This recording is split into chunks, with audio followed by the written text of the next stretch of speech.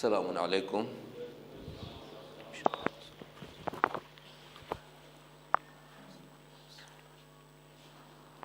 لا حول ولا قوة إلا بالله العلي العظيم. حسبنا الله ونعم الوكيل، نعم المولى ونعم النصير. أعوذ بالله من الشيطان اللعين الرجيم. بسم الله الرحمن الرحيم.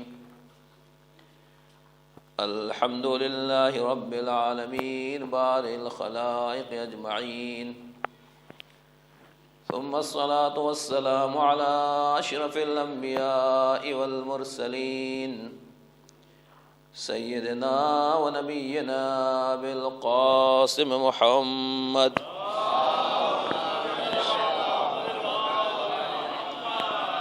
وعلى آله الطيبين الطاهرين المعصومين المظلومين المنتخبين المنتجبين، ولعنة دائمة الباقية على أعدائهم أجمعين. أما بعد، فقد قال الله تبارك وتعالى في كتابه المبين، وهو أصدق القائلين وقوله الحق. بسم الله الرحمن الرحيم. يا أيها الذين آمنوا اتقوا الله وكونوا مع الصادقين. صلوات پڑھتے ہیں.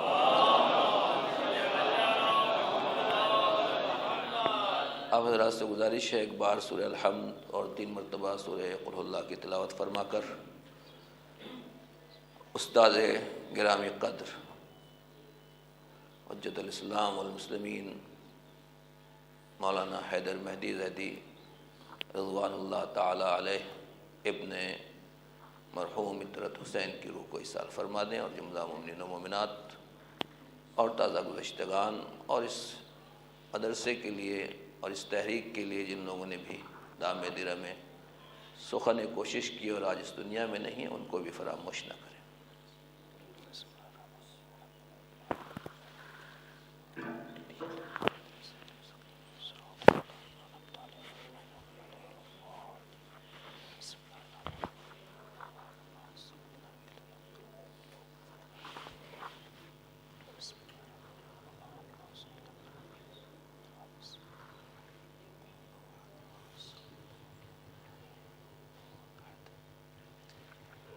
سورہ توبہ کی مشہور و معروف آیت ہے، اور کووڈ-19 چل رہا ہے، اس لیے میں بچوں کے لیے آیت کا نمبر بھی بیان کر دوں. انشاءاللہ آپ کو یاد رہے گا، بچوں کو، بڑوں کو، بزرگوں کو تو یاد ہے. آیت نمبر 119 119ویں آیت ہے سورہ توبہ کی، جس میں اللہ رب العزت یہ ارشاد فرما رہا ہے کہ اے ایمان لانے والو، اے مومنو، متقی اور پرہیزگار بن جاؤ اور سچوں کے ساتھ ہو جاؤ. آج کی مجلس اگرچہ ایک شخصیت کے ایصال ثواب کے لیے ہے، مگر جو یہ دن چل رہے ہیں، جو ایام چل رہے ہیں، اس اعتبار سے اور جس مدرسے میں یہ مجلس منعقد کی گئی ہے، علماء بزرگان کی موجودگی میں لب کشائی کا حکم دیا گیا ہے، لہذا اس کا اصل عنوان یہی ہے کہ دین کی خدمت میں خواتین کا کردار اور ان کا کارنامہ کیا رہا، اور ایک عالم دین کی واقعاً کیا اہمیت ہے، کیا عظمت ہے. ہمارے سماج اور سوسائٹی میں، معاشرے میں جو حالات ہیں، بہرحال ہر زمانے میں یہ حالات تقریباً ایک ہی جیسے رہے. آیت کہہ رہی کہ ایمان لانے والوں، متقی اور پرہیزگار بن جاؤ. صرف ایک جملہ اور چند جملات آیت سے متعلق شروع میں عرض کر دوں، بعد میں اسی بات کو آگے بڑھاؤں گا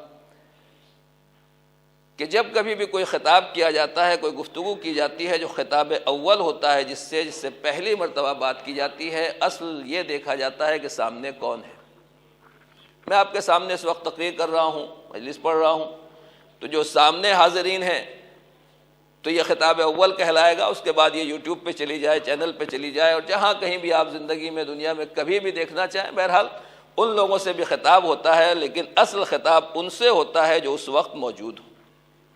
جب ہم یہ آیت کا ترجمہ سنتے ہیں اور بیان کیا جاتا ہے کہ ایمان لانے والوں متقی اور پرہیزگار بن جاؤ، تو ذہن میں یہی ہوتا ہے کہ اللہ ہم سے کہہ رہا ہے. لیکن میں آپ سے اتنا ہی کہنا چاہتا ہوں کہ قرآن مجید آج تو نازل نہیں ہوا، ہمارے زمانے ہمارے دور میں تو نازل نہیں ہوا. قرآن مجید کی آخری آیت جو ہے پیغمبر کی زندگی میں آ گئی، غدیر میں تکمیل دین کا اعلان کر دیا گیا. تو اب 1000 سال پہلے قرآن مجید جب نازل ہوا ہے، تو جب پہلی مرتبہ یہ آیتیں نازل ہو رہی ہیں یا قرآن کی آیتیں اتر رہی ہیں، یا ایھا الذین آمنو، یہ آیتیں کس سے خطاب کر رہی ہیں؟ توجہ کیجیے گا. ایک بات میں ایک نیا گوشہ عرض کرنا چاہتا ہوں دوستوں سے اصلاح کے لیے، کہ اللہ پروردگار عالم جب کہہ رہا ہے یا ایھا الذین آمنو، اے ایمان لانے والو، اتقوا اللہ، متقی اور پرہیزگار بن جاؤ، تو کس سے کہا جا رہا ہے یہ ایمان لانے والو؟ تو اس ظاہر سی بات ہے کہ جو لوگ نبی کے سامنے اس زمانے میں موجود تھے انہی سے تو کہا جا رہا ہے کہ ایمان لانے والو اتقوا اللہ، متقی اور پرہیزگار بن جاؤ. تو بس جو ایمان لانے والے تھے، اسے اسلامی تاریخ میں یا اسلامی دنیا میں کیا کہا جاتا ہے، اس کے لیے کیا لفظ بولا جاتا ہے، میں اپنا وقت بہت قیمتی وقت سمجھتے ہوئے اس کو وصول کرنا چاہتا ہوں اور زیادہ تفصیل میں نہیں جا سکتا. مختصر یہ کہ آج مسلمانوں میں 2 ہی گروہ ہیں، کچھ وہ ہیں جو اہل بیت کے ماننے والے ہیں اور کچھ وہ ہیں جو صحابہ کے ماننے والے ہیں. اب جب یہ آیت نازل ہو رہی ہے کہ اتقوا اللہ، اے ایمان لانے والو، اے مومنو، تم متقی اور پرہیزگار بن جاؤ، تو یہ آیت پہلے کس سے خطاب کر رہی ہے؟ انہی سے تو خطاب کر رہی ہے جو صحابہ کرام ہیں. پہلے مومن تو وہی ہے نا، سب سے پہلے ایمان لانے والے وہی. ان سے کیا کہا جا رہا ہے؟ اتقوا اللہ، متقی اور پرہیزگار بن جاؤ. اس کا مطلب یہ ہے کہ اس سرکل میں کچھ ایسے لوگ تھے جو تقوی الہی سے دور تھے، اسی لیے ان کو حکم دیا گیا. اور پھر اس کے بعد کیا گیا؟ کونوا مع الصادقین، اور سچوں کے ساتھ ہو جاؤ. ہم سے بعد میں خطاب ہے، صحابہ سے پہلے خطاب ہے. تو صحابہ کرام سے جب یہ کہا جا رہا ہے کہ سچوں کے ساتھ ہو جاؤ، اس کا مطلب یہ وہ سچے نہیں تھے جن کے ساتھ ہونے کا حکم دیا گیا ہے.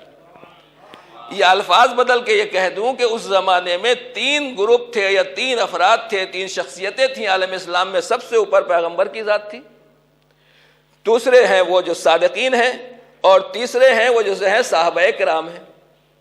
ہماری جانیں قربان ہو نبی کے باوفا صحابہ پر، جن کی محنتوں سے، جن کی کوششوں سے یہ اسلام آج ہم تک پہنچا، اور آج ہم اسی دسترخوان کے اوپر بیٹھے ہوئے ہیں. قرآن مجید نے ان کے قصیدے پڑھے ہیں، قرآن مجید نے ان کی تعریف کی ہے. تو اصحاب باوفا تو وہ تھے، مگر اس کے باوجود بھی قرآن کیا کہہ رہا ہے؟ یا ایھا الذین آمنو، اے ایمان لانے والو، اتقوا اللہ، متقی اور پرہیزگار بن جاؤ، وکونوا مع الصادقین، اور صادقین کے ساتھ ہو جاؤ. بہرحال علماء کی موجودگی میں مجھے اور آپ کے لیے بھی اتنی عربی آسان ہے. قرآن کہہ سکتا تھا یا ایھا الذین آمنو، اے ایمان لانے والو، اتقوا اللہ، متقی اور پرہیزگار بن جاؤ، وکونوا مع الرسول، اور دیکھو رسول کے ساتھ رہنا. توجہ کیجیے گا. اور کونوا مع الرسول، اور رسول کے ساتھ رہنا. مگر قرآن نے یہ نہیں کہا کہ کونوا مع الرسول، رسول کے ساتھ تو تھے ہی، پیغمبر کے ساتھ تو تھے ہی، ہر نماز میں پہلی صف میں پیغمبر کے پیچھے دائیں بائیں کھڑے رہتے تھے. لیکن پھر بھی قرآن نے یہ نہیں کہا کونوا مع الرسول، بلکہ یہ کہا کونوا مع الصادقین. اس کا مطلب یہ ہے کہ رسول کی شخصیت اور ہے، صادقین اور افراد ہیں جن میں رسول بھی شامل ہیں، اور کسی اور کو حکم دیا جا رہا ہے کہ تم صادقین کے ساتھ ہو جاؤ. میں اتنا ہی کہنا چاہتا ہوں مسلمانوں سے کہ جب صحابہ کرام سے نبی کی زندگی میں یا نبی کی موجودگی میں یہ کہا جا رہا ہے کہ تم صادقین کے ساتھ ہو جاؤ، تو بعد پیغمبر جب نبی نہ رہ جائیں گے تو یہ صحابہ کہاں جائیں گے؟ جو صادقین کے ساتھ دکھائی دے سمجھ لو قرآن مجید کی آیتوں پر عمل کر رہا ہے. جو صادقین سے دور ہو جائے وہ کاذبین کی فہرست میں آ جائے گا، اور کاذبین پر اللہ نے لعنت ہی کی ہے، ان کی تعریف نہیں کی ہے. صلوات پڑھ دیں محمد والے.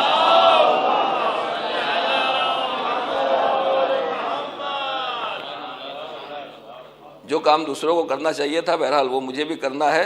آپ لوگ آگے آگے تشریف لے آئیں تاکہ بعد میں آنے والوں کو زحمت نہ ہو. ایک صلوات کا سہارا دے دیں، آگے تشریف لے آئیں.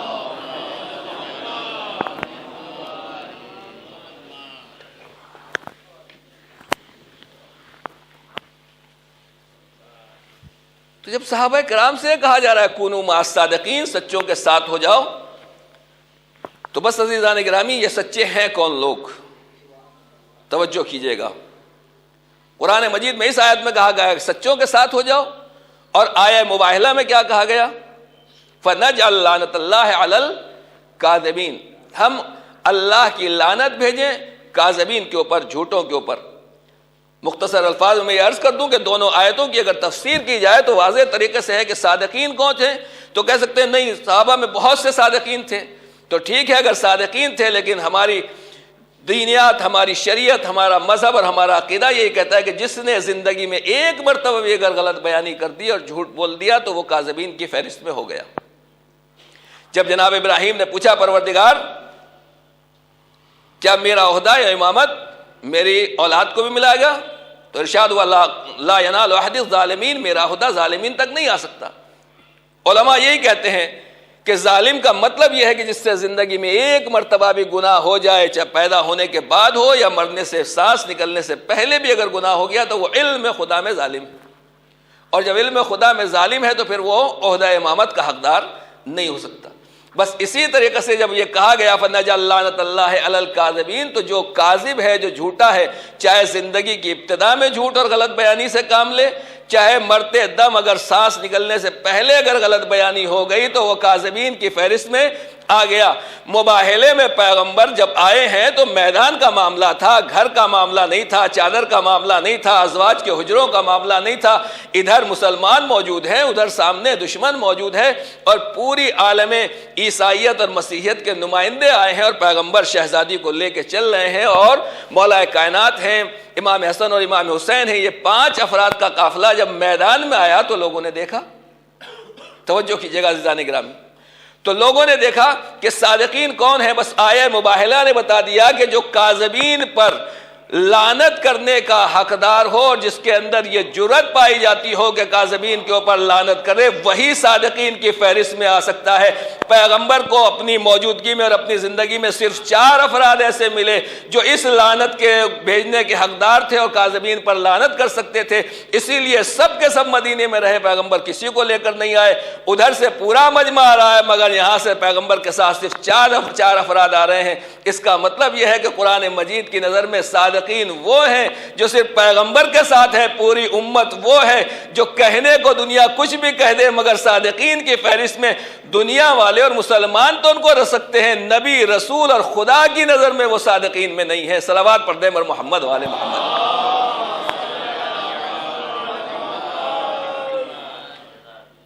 اب صادق تو اس کو کہا جاتا ہے جو سچ بولتا ہے ادبی اعتبار سے، جس وقت سچ بولا اس وقت یہ ہے صادق، اور اگر جھوٹ بول دیا تو جس وقت غلط بیانی کر رہے ہیں، کس بیانی کر رہے ہیں، اس وقت ہوں گے کاذب۔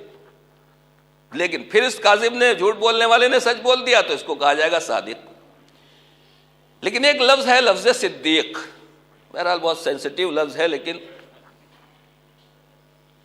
بہت سے الفاظ آپ کے سنے ہوئے ہیں۔ ادب کے اعتبار سے کہا یہ صیغہ مبالغہ ہے، اور مبالغہ کا مطلب ہوتا ہے بہت زیادہ کثرت کار جہاں ہو اسے کہا جاتا ہے مبالغہ۔ تو اب لفظی ترجمہ کیا ہوگا صدیق کا؟ یعنی بہت زیادہ سچ بولنے والا۔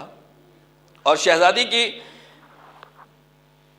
شہادت کے ایام ہیں، اور یہ مہینہ ہی در حقیقت شہزادی کا مہینہ ہے، یا یوں کہوں کہ ایام عزا کے بعد ہی عید زہرا آتی ہے، اور خزاں کے بعد ہی فصلیں بہار آتی ہیں۔ تو ایام عزا فاطمیہ اگر ختم ہوئے ہیں لیکن ماہ فاطمی ختم نہیں ہوا ہے، ماہ فاطمی تو ابھی شروع ہوا ہے۔ تو شہزادی کا لقب ہے صدیقہ۔ اب دنیا والے کسی کو صدیق کہتے ہیں، کسی کو صدیقہ کہتے ہیں۔ روایت میں احادیث کے مطابق جو میرے نظر میں سامنے آیا ہے کہ صدیق اسے نہیں کہا جاتا جو بہت زیادہ سچ بولنے والا ہو۔ بہت زیادہ سچ بولنے والے کا مطلب بھی ہے کہ کبھی موقع لگا تو غلط بیانی سے بھی کام لے لیا، بلکہ صدیق کی یہ تعریف کی گئی ہے، صدیق اسے کہا جاتا ہے جو کبھی غلط بیانی نہ کرے اور کبھی جھوٹ نہ بولے، وہ ہے صدیق۔ اب توجہ کیجیے گا عزیزان گرامی، اب جب آدمی کسی چیز کے بارے میں خبر دیتا ہے تو خبر ہمیشہ ماضی کے بارے میں ہوتی ہے۔ گزشتہ سال کیسی مجلس ہوئی تھی، اس سے پہلے کیا پروگرام تھا، اس سے پہلے کیا چیز تھی، یہ پاسٹ، ماضی کے بارے میں گفتگو ہے۔ ابھی لائیو کیا چل رہا ہے، جسے لائیو کمنٹری کہی جاتی ہے، یہ جو کوئی بیان کر رہا ہے اس کے بارے میں خبر دی جاتی ہے. توجہ کیجیے گا. تو جو غلط بیانی گزشتہ کے بارے میں غلط بیانی کرے اسے کہا جائے گا کاذب. جو سچ بولے گزشتہ کے بارے میں اسے کہا جائے گا صادق.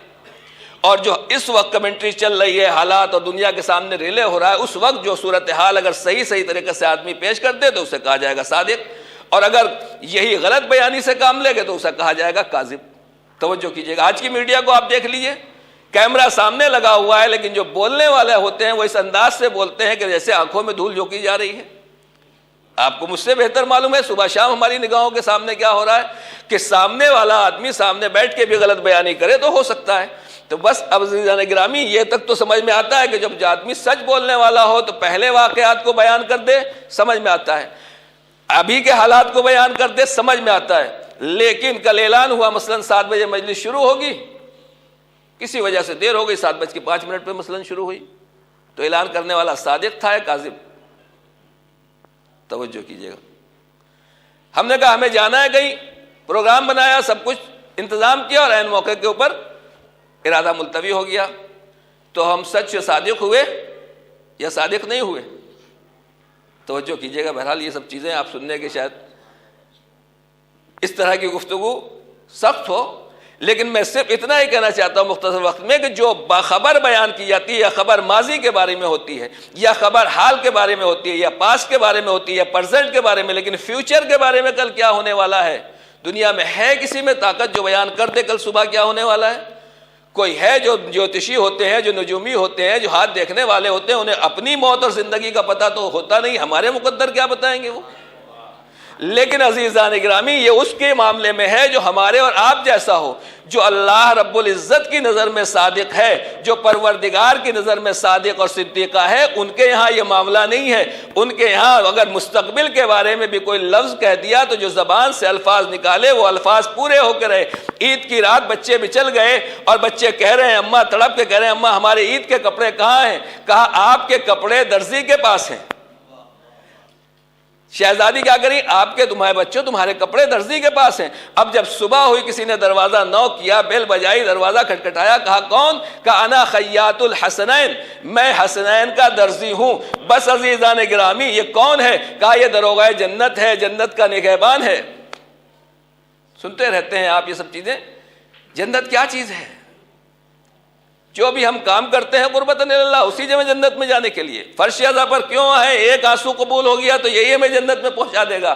تو مسلمان کا ہر کام جو ہے وہ جنت میں جانے کے لیے، اور یہ وہ ہے جو جنت کا نگہبان اور جنت کا نگراں ہے. لیکن جب دروازے شہزادی کے اوپر آیا تو وہاں والی پوسٹ نہیں بتائی، بلکہ یہ کہا کہ میں حسنین کا درزی ہوں. آپ یہی کہیں گے عزیزان گرامی، میں اتنا کہنا چاہتا ہوں کیوں کہا میں حسنین کا درزی ہوں؟ در حقیقت زبان شہزادی کائنات سے کیونکہ خیاط کا لفظ نکل گیا تھا، لہذا داروغہ جنت بھی ان الفاظ کو تبدیل نہیں کرتا ہے جو شہزادی نے فرما دیا تھا، اسی لفظ کا استعمال کرتا ہے. کیوں؟ جو صادق کی زبان سے نکلتا ہے وہ لفظ بھی نہیں بدلتے، فرشتہ مجبور ہوتا ہے انہی الفاظ کا سہارا لے. صلوات پڑھنے پر محمد والے محمد.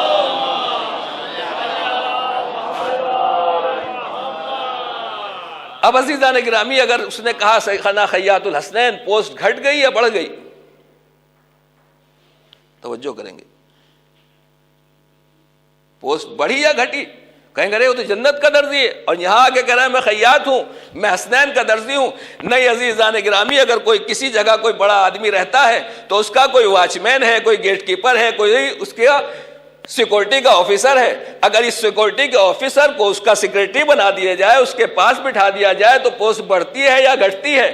جب تک رضوان جنت تھا تو پوسٹ کم تھی، مگر جب اہل بیت اور شہزادی کے دروازے کے اوپر آیا تو کہہ رہے انا خیاط الحسنین. اب جوانان جنت کے سردار کے قریب آ کر اپنے کو ان سے منسوب کر رہا ہے. میں کہنا اتنا ہی چاہتا ہوں کہ جو اہل بیت کے قریب آ جاتا ہے اس کی پوسٹ گھٹتی نہیں ہے، پوسٹ میں اضافہ ہو جاتا ہے، چاہے وہ دنیا والے ہوں، سلمان و مقداد ہوں، یا فضہ ہوں، یا آسمان کے فرشتے ہوں. صلوات پڑھنے پر محمد والے محمد.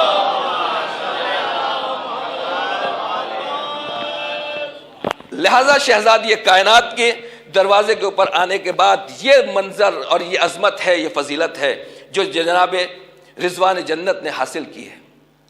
خالی میں اتنا کہنا چاہتا ہوں کہ مباہلے کے میدان میں شہزادی آئیں، پیغمبر آئے، توجہ کیجیے گا. جھوٹ اور سچ یہ ایک پورا ٹاپک ہے، اس کے اوپر مسلسل گفتگو کی ضرورت ہے. لیکن آج کے زمانے میں اگر کسی سے کہہ دیا جائے کہ بھائی سچ بولیے، مولانا آج کے زمانے میں یہ کہاں ہونے والا ہے؟ کاروبار کیسے چلے گا؟ بزنس کیسے چلے گا؟ اب تو سب معاملات جھوٹ پہ ہیں. ہم نے کہا آپ 1400 سال کے بعد پیدا ہوئے ہیں، 14 سینچری کے بعد پیدا ہوئے ہیں، کاش پیغمبر کو بھی یہی بتا دیا ہوتا، یا رسول اللہ آپ ہمیشہ سچائی امانت داری کی باتیں بتا رہے ہیں، آپ کا دین چلنے والا نہیں ہے. لیکن عزیزان گرامی، معاملہ یہی ہے کہ ہم جس ماحول کے عادی ہیں، جس کلچر کے عادی ہیں، وہاں جھوٹ کوئی بڑی بات نہیں ہے، کوئی برائی نہیں ہے، کوئی خرابی نہیں. ایسا نہیں ہے کہ ہم نیک عمل نہیں کرتے ہیں، نیک اعمال تو کرتے رہتے ہیں، سلسلہ چلتا رہتا ہے، مگر کہیں نہ کہیں ایسا ہوتا ہے کہ آپ نے پمپ چلایا اور ٹنکی بھرنا شروع ہو گئی، اور اس سردی میں صبح نماز کے لیے اٹھے، اب جو نل کھولنا ہے تو پانی نہیں ہے. ارے رات میں 1-1.5 گھنٹہ پمپ چلا، پانی اوپر گیا، مگر گیا کہاں؟ کہ تلاش کرو، ڈھونڈو، کہیں کوئی نل کھلا تو نہیں رہ گیا، یا کہیں ٹنکی میں لیکیج تو نہیں ہے. بس عزیزان گرامی، معاملہ یہ ہے کہ ہم لوگ نیک اعمال تو کرتے رہتے ہیں، اچھائیوں کی کمی نہیں ہے ہمارے اندر، مگر کہیں نہ کہیں اس طرح کا کوئی معاملہ ہے جہاں نل کھلا جاتا ہے. اب میں آپ کی بات نہیں کر رہا ہوں، دوسروں کو سب کہنے سے کیا فائدہ، آدمی خود اپنے آپ کو کہہ لے. ہماری عادت ہے، سب کی عادت ہے، آپ کی نہیں ہے، لیکن میری عادت تھی اور اب بھی کوشش کرتا ہوں کہ کسی طریقے سے دور ہو جائے. ممبر پر بیٹھ کے آدمی اگر وہی کرنے لگے جس کے بارے میں بیان ہو رہا ہے تو پھر آگے کیا جائے گا. ذرا رکیے گا، میں 2 منٹ میں آتا ہوں. ہر ایک کا مزاج ہے، چاہے عالم ہو، چاہے طالب علم ہو، چاہے پبلک ہو، چاہے عوام ہو، چاہے امیر ہو، چاہے غریب ہو، چاہے بڑا ہو چھوٹا ہو. یہ جملہ ہمارے یہاں بولا جاتا نہیں. 1 منٹ رکیے گا، میں آتا ہوں. میں 1 منٹ میں آتا ہوں، 2 منٹ میں آتا ہوں. اب 1 منٹ ہم کہہ کے گئے اور 15 منٹ میں آ رہے ہیں. ہم سچے ہو گئے کہ جھوٹے ہو گئے؟ توجہ کیجیے. ہم سوچتے ہیں اس میں کوئی بات نہیں، سامنے والا برا بھی نہ مانے، اس کو کوئی افسوس بھی نہ ہو، مگر ہم نے تو غلط بیانی کر دی نا، جھوٹ بول دیا، زبان سے حرف غلط نکل گیا، اور جب حرف غلط نکل گیا تو بہرحال وہ تو اپنا اثر کرے گا. نل کھلا ہوا ہے، لاکھ آپ موٹر چلاتے رہیے، پانی بھرتے رہیے، تو خالی ہوتا چلا جائے گا. ہمارے ایمان کا معاملہ یہی ہے، مجلسیں ہو رہی ہیں، ماتم ہو رہے ہیں، نمازیں ہو رہی ہیں، درس ہو رہے ہیں، سب کچھ ہو رہا ہے، لیکن کہیں نہ کہیں سے لیکیج موجود ہے، اوپر سے بڑھتا رہتا ہے، ادھر سے نکلتا چلا جاتا ہے. یہ چھوٹی چھوٹی باتیں جس دن ہم پابندی کرنا شروع کر دیں گے، میں اس کو اس طرح سے بتانا چاہتا ہوں اپنے بچوں کو، جوانوں کو. ہم کیوں کہیں کہ ہم 2 منٹ میں آ رہے ہیں؟ اگر 2 منٹ 1 سیکنڈ کے بعد آتے ہیں تو یہ غلط بیانی ہے. 2 منٹ 5 سیکنڈ کے بعد آتے ہیں تو یہ جھوٹ ہو جائے گا، اور جب جھوٹ ہو جائے گا تو اس کو گناہ، اس کا اثر ہماری ذات کے اوپر ہوگا. آپ کہیے میں تھوڑی دیر کے بعد آتا ہوں، بات ختم ہو گئی. کچھ میرا ویٹ کر لیجئے، آپ انتظار کیجئے، میں آتا ہوں. اب آپ چاہے 1 گھنٹے کے بعد آئیے، چاہے 2 گھنٹے کے بعد، بات تو آپ نے صحیح کہی. اور حتیٰ کہ مجلسوں کا معاملہ بھی یہی ہے. میں دوسری جگہ کیوں جاؤں جہاں نیک کام ہے، ثواب کا کام ہے، خلوص کے لیے، اللہ کے لیے، پروردگار کے لیے، اہل بیت کے لیے، ان کی خوشنودی کے لیے، اور واقعاً خلوص کے ساتھ ہم وقت لگا رہے ہیں، پیسہ لگا رہے ہیں، کوشش کر رہے ہیں. ہم نے کہا کیا ٹائم رکھ رہے ہیں آپ کا؟ مثلاً 6 بجے. ارے ہم نے کہا 6 بجے کون آئے گا، ابھی تو نماز کا وقت ہے. کہا مولانا 6 بجے لکھیں گے تو لوگ 8 بجے آئیں گے. تو جب صادقین کے تذکرے کے لیے جھوٹ کا سہارا لیا جانے لگے تو ان مجلسوں میں برکتیں کہاں سے آئے گی؟ فرق جزا پر برکت کہاں سے آئے گی؟ صلوات پڑھ دے بر محمد و آل محمد.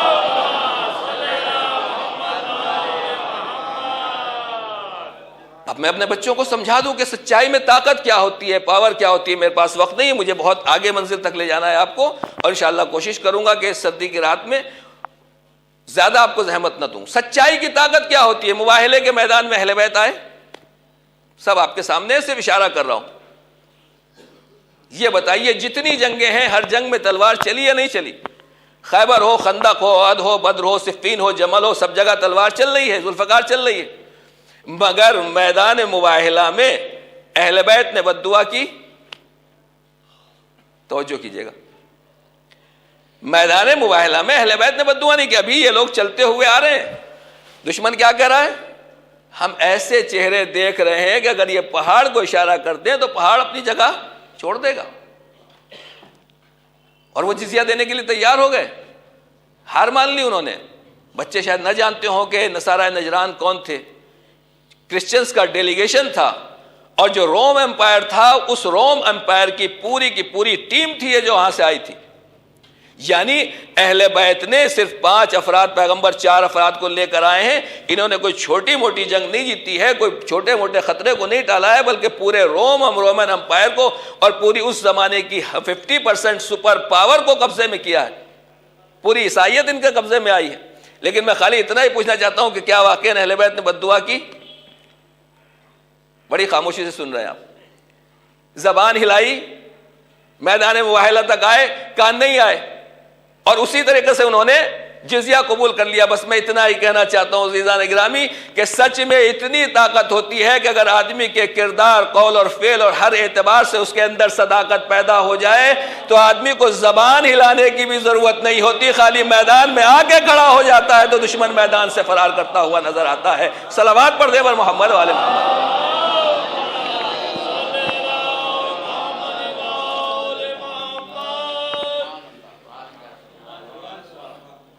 یہ طاقت ہے سچ میں, سچائی میں. کاش ہم سمجھیں, ہمارے بچے سمجھ سکیں, ہماری خواتین سمجھ سکیں.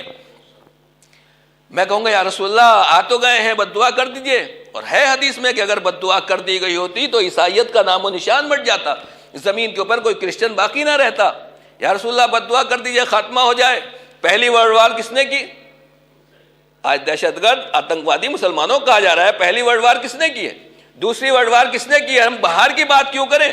ہم اپنے گھر کی بات کرنا چاہتے ہیں. 200 سال تک ہندوستان کو اور پوری دنیا کو غلام بنا کے کس نے رکھا؟ کتنی آزادی کی جنگ میں ہم نے خون دیا, اور مسلمانوں کو اور ہندوستان کے لوگوں کو آزادی پانے کے لیے کتنی قربانیاں دینا پڑی. پوری 100 سال سے زیادہ کتنی جنگیں اور کتنی قربانیاں دینا پڑی. تو بس عزیزان گرامی یہ کون تھے؟ یہ وہی عیسائی تھے, یہی کرسچن تھے. یا رسول اللہ بد دعا کر دیجئے, اس سے شر سے نجات مل جائے گی, ہم ان جنگوں سے بچ جائیں گے.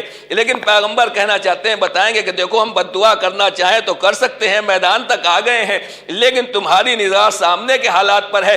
دشمن کو مارنا کمال نہیں ہے, بلکہ دشمنی کو ختم کرنا یہ کمال ہے. دشمن کو قتل کر دیا جائے, بد دعا کر دی جائے تو دشمن تو چلا جائے گا, مگر دشمنی ختم ہونے والی نہیں ہے. نسلوں میں یہ دشمنی چلتی رہے گی. کمال یہ ہے کہ دشمنی کو ختم کیا جائے. یا رسول اللہ کیسے ہوگا؟ بس رسول اللہ نے کہا تمہاری نظر ابتدائے دنیا پر ہے, میری نظر انتہائے دنیا کے اوپر ہے. جب مہدی آخر الزمان عجل اللہ تعالی فرجہ الشریف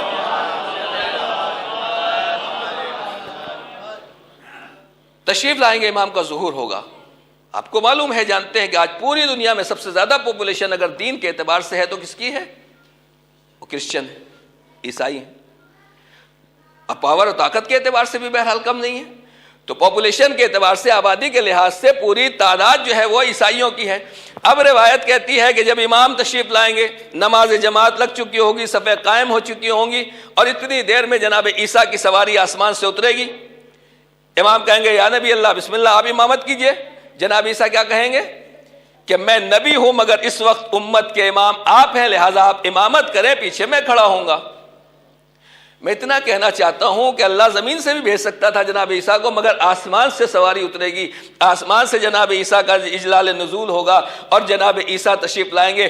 کیوں؟ آسمان سے جب کوئی چیز اترتی ہے تو ہر آدمی کو دکھائی دیتی ہے, اور وہاں اترے گی جو فلسطین ہے, وہ علاقہ ہے. اور جب جناب عیسیٰ اتریں گے تو عیسائی کہاں رہیں گے اس وقت؟ کرسچن کہاں رہیں گے؟ توجہ کیجیے گا بھائی, اپنے لیڈر کے استقبال کے لیے تو ہر آدمی آئے گا نا. جب عیسائیوں کو پتہ چلے گا ارے خود جناب عیسیٰ آ گئے ہیں, روح اللہ آ گئے, تو وہ استقبال کے لیے آئیں گے نہیں آئیں گے؟ تو وہاں جناب عیسیٰ کے استقبال کے لیے عیسائی بھی موجود ہوں گے. اب میں کہنا یہ چاہتا ہوں کہ اگر کسی قوم قبیلے کا امام جماعت کسی دوسرے امام کے پیچھے کھڑا ہو جائے تو قوم کہاں کھڑی رہے گی؟ الگ ہاتھ باندھ کے کھڑی رہے گی؟ دور کھڑی رہے گی؟ کہا نہیں, جیسے امام پیچھے کسی کے کھڑا ہو گیا تو قوم بھی پیچھے آ جائے گی. جب جناب عیسیٰ امام زمانہ کے پیچھے کھڑے ہو جائیں گے تو عیسائیت بھی امام زمانہ کے پیچھے آ کے تکبیر کہے گی, اللہ اکبر کہہ کے سب بنے گی, اور واقعاً تو ایسی نماز ہوگی کہ جس کا اول و آخر میں کوئی مثال نہیں ہے. میں کہوں گا عیسائیوں یہ تم نے کیا کیا کہ تم نے جناب امام زمانہ کے ہاتھ کے اوپر اسلام قبول کر لیا؟ کہا ہم نے کچھ نہیں کیا ہے, یہ واقع مباہلہ کا احسان چکایا جا رہا ہے کہ اگر بد دعا نہ کی ہوتی تو ہمارا وجود نہیں تھا, بد دعا نہ کر کے ہمیں وجود عطا کر دیا, ہم زندہ رہ گئے, لہذا ان کے اوپر ہاتھ پہ کلمہ پڑھتے ہیں. صلوات پڑھ دیں ور محمد والے.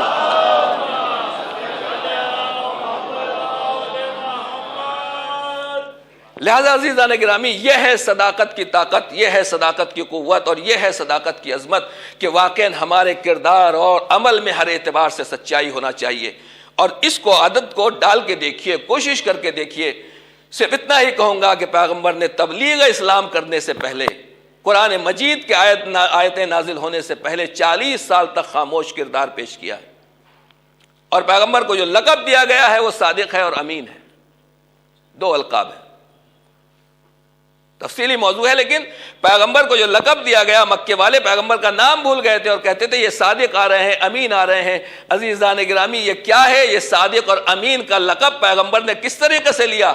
40 سال تک پیغمبر امانت داری کا سبق دیتے رہے اور 40 سال تک لوگوں کو صداقت اور سچ بیانی اور حق بیانی کا درس دیتے رہے. میں اتنا ہی کہنا چاہتا ہوں کہ پیغمبر نے اللہ کی توحید اور اپنی نبوت کا کلمہ بعد میں پڑھوایا ہے مکے کے کفار سے، اپنی امانت داری اور اپنی سچائی کا کلمہ پہلے پڑھوایا. تو اس کا مطلب یہ ہوا کہ لا الہ الا اللہ کہنے سے پہلے مسلمان کو سچا ہونا چاہیے. لا الہ الا اللہ کہنے سے پہلے مسلمان کو امانت دار ہونا چاہیے. اگر سچا نہیں ہے، لا الہ الا اللہ کہے گا تو خدا سے بھی جھوٹ بول سکتا ہے، رسول سے بھی جھوٹ بول سکتا ہے. اور اگر امانت دار نہیں ہوگا اور لا الہ الا اللہ کہے گا تو خدا اور رسول سے بھی خیانت کر سکتا ہے، قوم سے بھی خیانت کر سکتا ہے. صلوات پڑھنے پر محمد و آل محمد.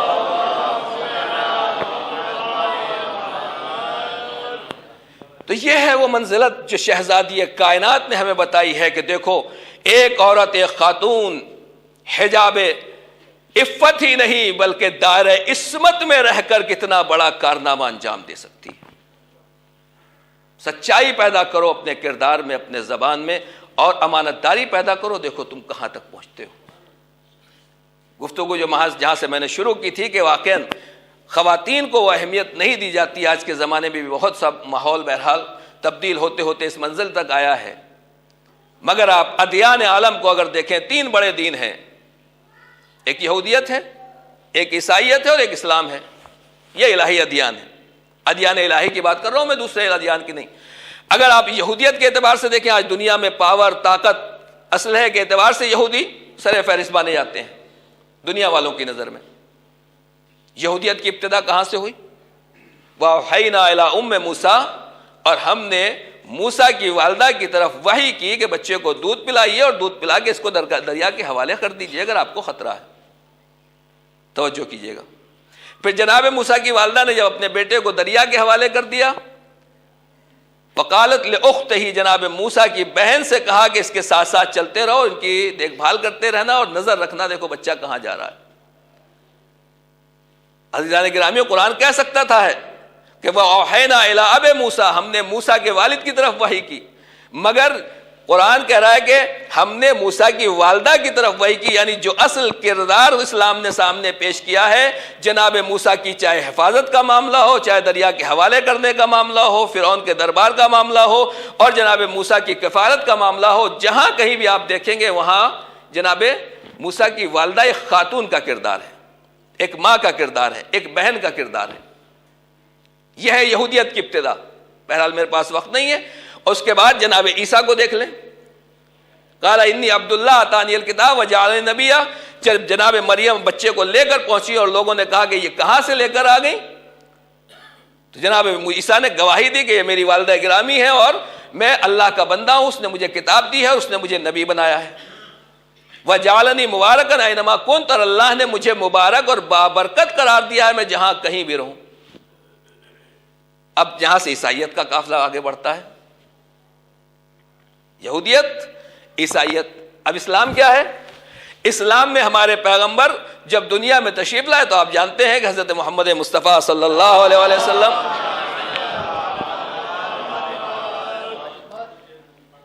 پیدا ہو رہے ہیں تو یتیم ہیں، بابا کا سایہ سر کے اوپر نہیں ہے. پرورش کرنے والی کون؟ ماں، مادر گرامی. اور اس کے بعد ماں دنیا سے چلی گئی تو جناب فاطمہ بنت اسد، انہوں نے ایک ماں کا کردار اپنایا. بس میں مختصر شارٹ میں عرض کرنا چاہتا ہوں کہ جن خواتین کو، جس لیڈیز کو، جن عورتوں کو دنیا والوں نے ہمیشہ تھرڈ قسم کی چیز سمجھا ہے اور اس کی کوئی ویلو، کوئی عزت نہ کل تھی زمانے میں نہ آج ہے، اور آج جو ویمنس خواتین کے حقوق کے اوپر جو کچھ گفتگو ہو رہی ہے اس اعتبار سے آپ دیکھا جائے تو اسلام نے جو عظمت دی ہے خواتین کو، جو اہمیت دی ہے کہ خدا نے تینوں جو مذہب اس وقت پائے جاتے ہیں ادیان الہی، ان کی تاریخ کی ابتدا خواتین کے ذریعے سے ہوتی ہے. یعنی جو اگر یہودیت ہمارے پاس پہنچی ہے، توریت ہمارے پاس پہنچی ہے، تو وہاں بھی خواتین کا کردار ہے.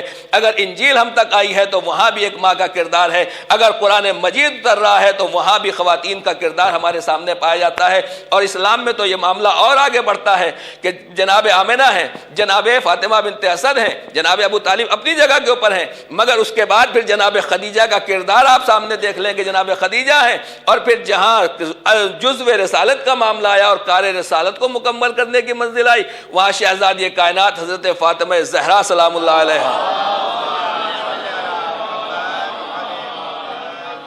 وہاں شہزادی کائنات کا کردار اب آپ کے سامنے ہے. تو اس کا مطلب یہ ہے کہ دین کا امام، دین کی تبلیغ اور اشاعت دین میں پروردگار نے جتنا کام مردوں کے حوالے کیا ہے، جہاں کرداری کام ہے اور جہاں عنصر اور مرکزی کردار ہے، پروردگار نے وہاں خواتین کو پیچھے نہیں رکھا، اور انہوں نے بھی دین میں اسی طریقے سے ولولے کے ساتھ اس مشن کو آگے بڑھایا ہے.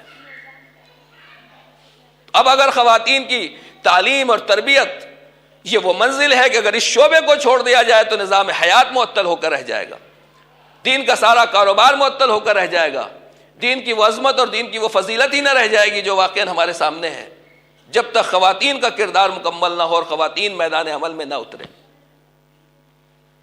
اور پھر ایسے موقع کے لیے ضروری ہے کہ تعلیم و تربیت خواتین، بچیوں کی تربیت کی ذمہ داری ضروری ہے. تقریباً سن 1998 کی بات ہے جب علامہ ذیشان حضرت جوادی علی اللہ مقامہ آغا خامنہ مدظ اللہ العالی کے وکیل بن کے ہندوستان آ رہے تھے. تو اس وقت اسی سفر میں وہ گئے اور اسی وقت وہاں سے ڈیلیگیشن آیا تھا یہاں ایگزام لینے کے لیے. میں ایک توجہ دلانا چاہتا ہوں اپنے سامعین کو کہ جو حید آئی تھی امتحان لینے کے لیے وہ لوگ یہاں سے پہنچے، اس میں استاد آیت اللہ عابدی مدظ اللہ العالی وہ بھی تھے. خیر بعد میں ان کے ساتھ میٹنگ ہوئی، جلسہ ہوا امام خمینی مدرسے میں. اس وقت مدرسہ امام خمینی شروع نہیں ہوا تھا، اسٹارٹ نہیں ہوا تھا، بالکل ابتدائی مرحلے میں تھا. تو اب ایز اے وکیل آیت اللہ رہبر کے وکیل کی حیثیت سے جب آپ کا جلسہ ہوا تو جو ڈیلیگیشن تھا، جو حید تھی، انہوں نے کہا آغا ہم پورے ہندوستان کے مدرسے دیکھ کر آئے ہیں، سب سے اچھا مدرسہ اس وقت ہمیں آپ کا لگا. آپ کے مدرسے کے لڑکے نے، بچے نے پورے اس ہمارے ایگزام کو ٹاپ کیا ہے اور واقعا ہمیں بڑی خوشی ہوئی. توجہ کیجیے گا عزیزان گرامی. اب اگر میرے سامنے کوئی میری تعریف شروع کر دے، ہمارے اور آپ کے سامنے تعریف شروع کر دے، مدرسے کی تعریف ہمارے سامنے ہونے لگے تو کیا ہوگا؟ بس جیسے ہی انہوں نے یہ کہا کہ آغا آپ کا مدرسہ سب سے بہترین ہے اور آپ کا بچے نے ٹاپ کیا ہے، تو انہوں نے کہا کہ ہمارے بزرگ کہا کرتے تھے کہ ہمیں اپنی بچیوں کی فکر نہیں ہے، ہمیں اپنی بچیوں کی فکر نہیں ہے، اس لیے کہ یہ دوسرے کے گھر میں جائیں گی اس کا گھر آباد ہوگا. ہمیں اپنی بچیوں کی فکر نہیں ہے، یہ دوسرے کے گھر جائیں گی اس کا گھر، وہ چین سے رہے گا، وہ اس کا فائدہ اٹھائے گا، اس کا گھر آباد ہوگا. ہمیں دوسروں کی بچیوں کی فکر ہے، وہ ہمارے گھر میں آئیں گی تو ہمارے گھر کا نقشہ کیا ہوگا؟ توجہ کیجیے گا عزیزان گرامی. معاملہ صرف یہ ہے کہ آج کا معاملہ یہ ہے کہ اگر ہمیں اپنی بچی کو، ہر ماں باپ پیرنٹس جو بھی ہوتے ہیں اپنے بچوں کی فکر کرتے ہیں، میری بیٹی کی پڑھائی کا کیا ہوگا، شادی کا کیا ہوگا، ہر ایک کو اپنی کی فکر رہتی ہے، دوسرے کی فکر نہیں رہتی. جبکہ معاملہ الٹا ہے، اس ہاتھ سے دینا ہے، اس ہاتھ سے لینا ہے. آپ اچھی سے اچھی تربیت کر کے بچی کو پال دیں گے مگر وہ تو دوسرے کے گھر میں جائے گی. اگر دوسرے کی بچی تربیت یافتہ نہیں ہے، وہ ہمارے گھر میں آئے گی تو پھر ہمارا کیا حال کیا ہوگا؟ پیسہ ہے، دولت ہے، مال ہے، اچھا کالج ہے، اچھا اسکول ہے، بہترین بچے کو آپ نے پڑھائی کی، سب کچھ یہ. بہرحال ہم علماء سے پوچھئے، ہم جیسے طلاب سے پوچھئے اور ان علماء اکرام سے پوچھئے کہ سب سے زیادہ جو ہمیں فیس کرنا پڑتا ہے وہ یہی مشکل ہے. مولانا ہماری بیٹی بہت پڑھی لکھی ہے. اچھا کیا ایم اے کیا ہے، اس نے پی ایچ ڈی کر لیا ہے، ڈاکٹر ہو گئی ہے، انجینئر ہو گئی، یہ ہو گئی. ہم نے کہا مبارک ہو، اللہ پروردگار بچی کو اور ترقی دے. لیکن مولانا ایک زحمت تھی، آپ سے کچھ مدد چاہیے تھی. بسم اللہ بتائیے، حاضر ہیں. کوئی اچھا رشتہ ہو تو بتائیے گا. اس کا مطلب پیسے سے آپ ایجوکیشن دلا سکتے ہیں, سب کچھ حاصل کر سکتے ہیں, مگر جہاں تک رشتے کا معاملہ آیا وہاں بڑے بڑے آدمی فیل ہو جاتے ہیں. عزیزان گرامی, میں اتنا کہنا چاہتا ہوں کہ اگر فیل نہ ہوتے تو یہ میرج بیورو کیوں کھلے ہوئے ہیں؟ یہ شادی کے لیے اس طریقے کا کنیکشن دلانے والے اور شادی کرانے والے لوگ کیوں ہیں؟ یہ اسی لیے ہے کہ آدمی سب کچھ ہے مگر اپنی ایک بیٹی کی شادی نہیں کر سکتا, اچھا داماد نہیں ڈھونڈ سکتا, یا بیٹا ہے تو اچھی دلہن نہیں لا سکتا, اپنی بہو نہیں لا سکتا ہے. تو ہمارا مزاج یہ ہے کہ پڑھا تو لکھا رہے ہیں, تربیت تو کر رہے ہیں, سب کچھ کر رہے ہیں, مگر گھر آباد ہونے کی منزل ہے وہاں انسان پریشان ہے. تو میں اتنا ہی کہنا چاہتا ہوں, جس باپ کے لیے ایک بیٹا ہے اور ایک بیٹی ہے تو اسے ایک بیٹے کی فکر ہوگی, ایک بہو کی فکر ہوگی اور ایک داماد کی فکر ہوگی. جس کو اللہ نے زیادہ دیے ہیں 2 4 10, اس سے زیادہ تو فکر نہیں ہوگی, یا ہے کسی کو؟ ہماری مولانا بڑا سکون ہے, شکر ہے اللہ کا, کرم ہے اس کا, اس نے ہر چیز سے نوازا, بیٹی کی شادی بھی کر دی, بیٹے کی شادی بھی کر گئے, فارغ ہو گئے, اب کوئی پریشانی نہیں. اس کا مطلب بڑا بوجھ اتر گیا آپ کا. تو ایک بیٹی کی شادی, 2 بیٹی کی شادی, ایک داماد اور ایک بہو لانے میں آدمی کو کتنے پاپڑ بیلنا پڑتے ہیں. میں اتنا ہی کہنا چاہتا ہوں کہ جب ہماری نظر میں ایک بیٹا ہوتا ہے تو ہمیں فکر رہتی ہے کہ بہو کہاں سے تلاش کریں. کسی کے 4 بیٹے ہوں گے تو اسے 4 بہوؤں کی تلاش ہوگی, لیکن اگر کسی کے بیٹے 10 ہوں تو اس کو 10 بہویں تلاش کرنا پڑیں گی یا نہیں پڑیں گی؟ ایک شخصیت کا تذکرہ میں کرنا چاہتا ہوں عزیزان گرامی. آپ سوچیں کہ جس کے 10 بیٹے ہیں اسے 10 اچھی بہویں تلاش کرنا پڑیں گی, اور اگر کسی کے 50 بیٹے ہوں, کسی کے 100 بیٹے ہوں, کسی کے 1000 بیٹے ہوں, تو پھر کیا ہوگا؟ توجہ کیجیے گا, پھر کیا ہوگا؟ کہا جتنے بیٹے ہوں گے اتنی بہویں تلاش کرنا پڑیں گے, اتنی بہوؤں کی تربیت کیسے ہو؟ لہذا اچھی بہویں اور اچھی خواتین کی تربیت کرنے کے لیے ضروری ہے کہ جناب زہرا کی سیرت کے لیے کوئی ایسا دانشکدہ اور ایسا مدرسہ کھول دیا جائے جہاں اچھی ماؤں کی تربیت ہوتی رہے. جس کی ذات اپنی حد تک محدود رہتی ہے وہ اپنی بال بچوں کو شادی کرنے کے بعد بے فکر ہو جایا کرتا ہے. جو قوم کے بچوں کا باپ ہوا کرتا ہے وہ قوم کی ایک بچی کی فکر نہیں کرتا, پوری قوم کی بچیوں کی تربیت کی فکر ہوتی ہے. جہاں جہاں یہ بچیاں جائیں گی وہ گھر آباد ہوتے رہیں گے, وہ گھر دیدار ہوتے رہیں گے. صلوات پڑھ دیں بر محمد والے.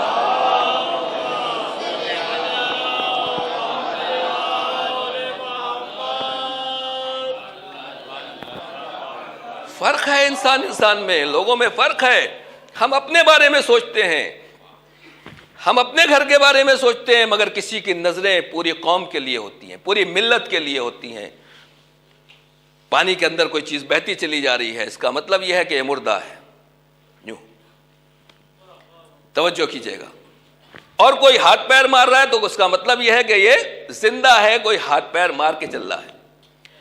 لیکن پانی میں ہاتھ پیر مار کے اپنی جان بچا لینا یہ کمال نہیں ہے. کوئی ایسا ہے جو دھارے کے خلاف چل رہا ہے, جو دھارے کے خلاف چلتا ہے, جو بہاؤ کے مخالف سمت میں چلتا ہے. یہ در حقیقت یہ نہیں بتا رہا کہ میں زندہ ہوں, یہ بتا رہا ہے کہ میرے اندر وہ پاور اور طاقت پائی جاتی ہے کہ جو دریا کی طغیانی کا سینہ چیر کے منزل ہمالیہ تک پہنچنا جانتا ہے, اور جو دریا کی اس روانی کو طے کر کے اور اس کو زیر کر کے بلندی اور مقام حاصل کرنا چاہتا ہے. بس عزیزان گرامی, قوم میں اسی طریقے کے 3 لوگ ہوتے ہیں. کچھ وہ ہیں جیسے ماحول, جیسا دیس ویسا بھیس, ہم زمانے کے ساتھ بہتے چلے جاتے ہیں. کچھ وہ ہیں کہ نہیں تھوڑی بہت زندگی دکھاتے ہیں, نہیں بھائی ہم زمانے کے ساتھ نہیں جائیں گے مگر تھوڑا بہت اپنا فیس کریں گے. لیکن تیسری شخصیتیں وہ ہوتی ہیں جو زمانے میں بہت مدتوں کے پاس بات پیدا ہوتی ہیں کہ جہاں واقعاً سماج سے ٹکر لینا پڑتی ہے, سوسائٹی سے مقابلہ کرنا پڑتا ہے, قوم و ملت کی تانے سننے پڑتے ہیں, جہاں خواتین اور لیڈیز کی دینی تعلیم کا کہیں نام و نشان نہیں تھا, کسی کے ذہن میں تصور اور خیال نہیں تھا. اگر کسی نے اس سینے کو چیرا ہے اور اس جہالت کے دلدل کو, جہالت کے دریا کو نہیں بلکہ جہالت کے دلدل کو پار کیا ہے, وہ وہی شخصیت ہو سکتی ہے جس کے اندر اتنا عزم و حوصلہ پایا جائے کہ اس بیڑے کو اس منزل تک پہنچا دیا. دنیا میں جہاں کہیں بھی جائیں گے آپ کو اس نور کی روشنی ملتی دکھائی دے گی, آپ کو اس کی کرن دکھائی دے گی. وجہ کیا ہے, راز کیا ہے؟ وجہ یہی ہے کہ ایک مرتبہ ایک شخص قربانی دیتا ہے, روشنی پوری دنیا میں پھیلتی ہے. تربیت ایک گھر کی نہیں ہوتی ہے, پوری قوم کی تربیت ہوتی ہے. صلوات پڑھ دیں بر محمد والے.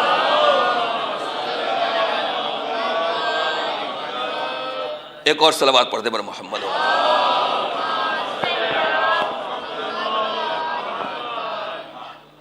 یہ یہ ہونا چاہیے جذبہ. طالب علم کا مطلب یہ ہے، عالم دین کا مطلب یہی ہے، معنی یہی ہے کہ اگر ہم نے اس میدان میں قدم رکھا ہے تو پھر واقعاً دشمن سے، جو سب سے بڑی دشمن ہماری جہالت ہے، اس سے ٹکرانا چاہیے. ڈاکٹر قلب صادق صاحب کا انتقال ہوا ہے، ان کا حق ہے کہ ان کا تذکرہ کیا جائے. انہوں نے ہمیں وہ راستہ دکھایا ہے. اور میں اتنا ہی کہوں گا، نہ جانے جس جگہ کے اوپر آپ بیٹھے ہوئے ہیں یہ کیسی مقدس جگہ ہے، کیسی بابرکت جگہ ہے کہ یہاں کے اگر 1 کلومیٹر سے اندر کا سرکل بنائیں گے تو ایسی نور کی شمع ہیں، صرف 1 کلومیٹر کے اندر میں ایسی نور کی شمع ہیں کہ جہاں جہالت کا اندھیرا تھا، جہاں زردوزی اور زرسازی کے علاوہ کچھ نہیں تھا، وہاں علم کا چراغ جلا ہوا ہے.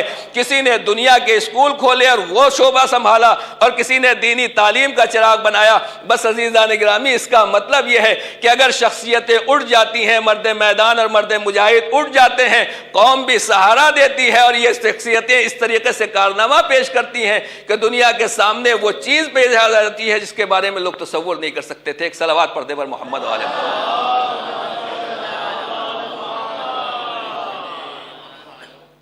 تصور یہی کیا جاتا ہے، خیال یہی کیا جاتا ہے کہ پڑھائی لکھائی کا سارا معاملہ جو ہے یہ مردوں کے حصے میں ہے، جینٹس کے حصے میں ہے.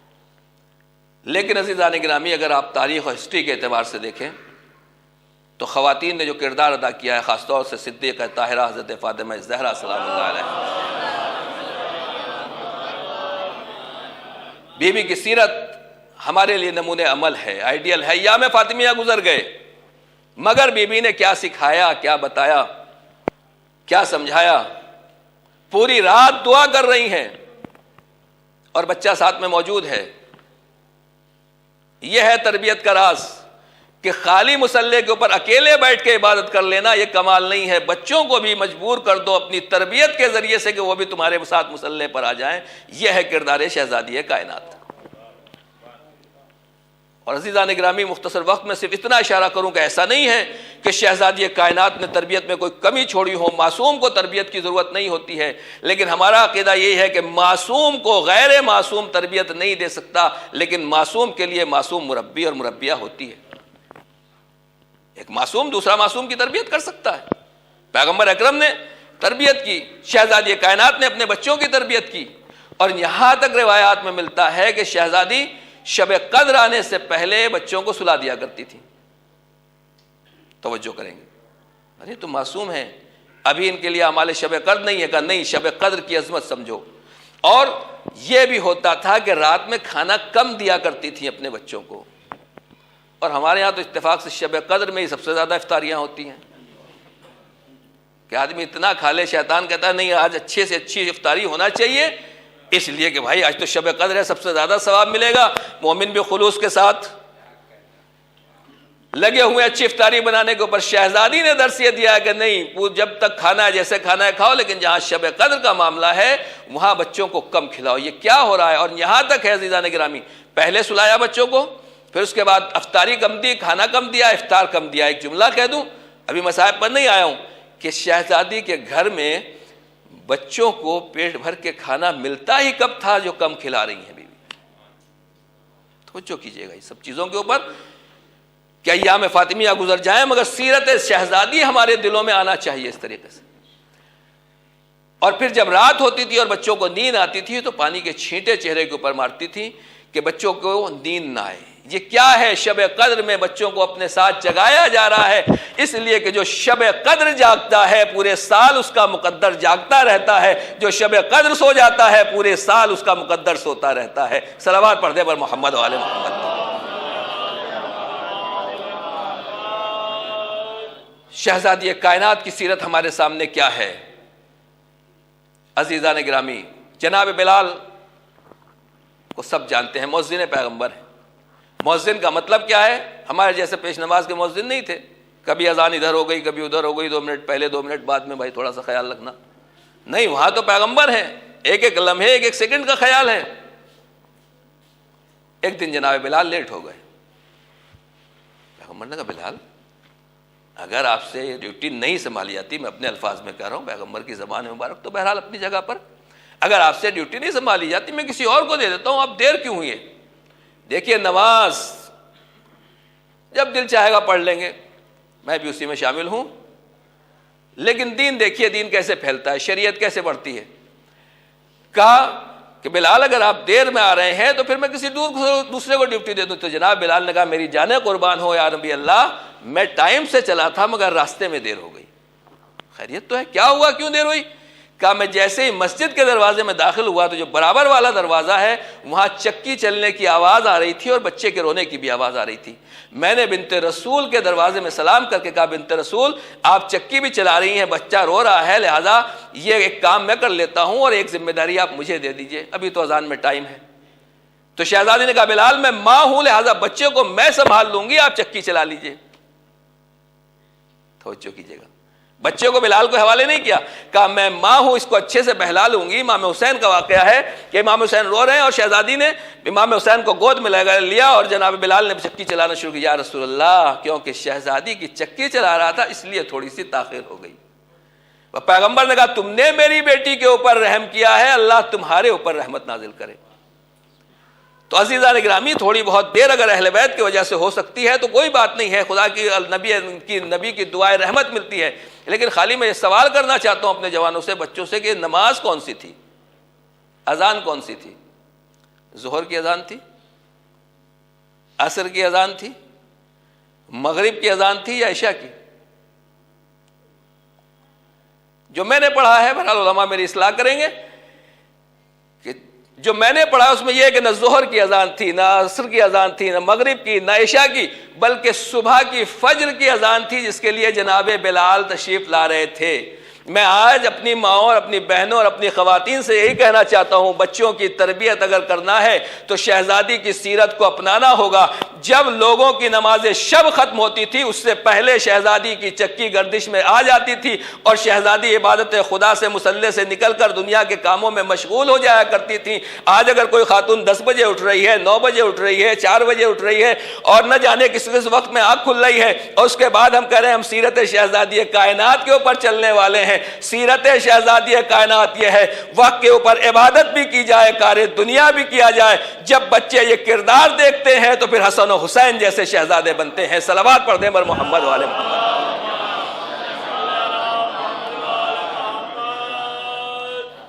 پیغمبر نے دیکھا بھی بچی کے بیٹی کے کپڑے پھٹے پرانے ہیں اور عجیب و غریب حال ہے، خستہ حال ہے، شہزادی کے اوپر اونٹ کے اون کا بنا ہوا جبہ ہے اور اس کو بھی شکستہ حال ہے۔ پیغمبر کی آنکھوں میں آنسو آ گئے، کہا یا بنتا تعجلی مرارت الدنیا، اے بیٹی دنیا کی اس تلخیوں کو، اس مشکلات کو برداشت کر لو آخرت کے ثواب کے لیے۔ یہ ہے شہزادی کی سیرت، کام کر رہی ہیں، محنت کر رہی ہیں۔ کسی نے بڑی اچھی بات لکھی کہ آج کی لیڈیز کے لیے سب سے بڑی پریشانی ہے کہ ان کے پاس پہننے کے لیے کپڑے نہیں۔ آج کے ماحول میں سب سے بڑی پریشانی ہے کہ پہننے کے لیے کپڑے نہیں ہیں، اور دوسری پریشانی یہ ہے کہ کپڑے تو ہیں جب خرید کے لائے جاتے ہیں تو کباڑ میں یا الماری میں رکھنے کی جگہ نہیں ہے۔ آج کے زمانے میں کپڑے نہیں ہیں پہننے کے لیے، کیا بتائیں آج تو کپڑے ہی نہیں کیا پہنے، اور خرید کے لائے تو کیا بتائیں اس الماری میں تو رکھنے کی جگہ ہی نہیں ہے۔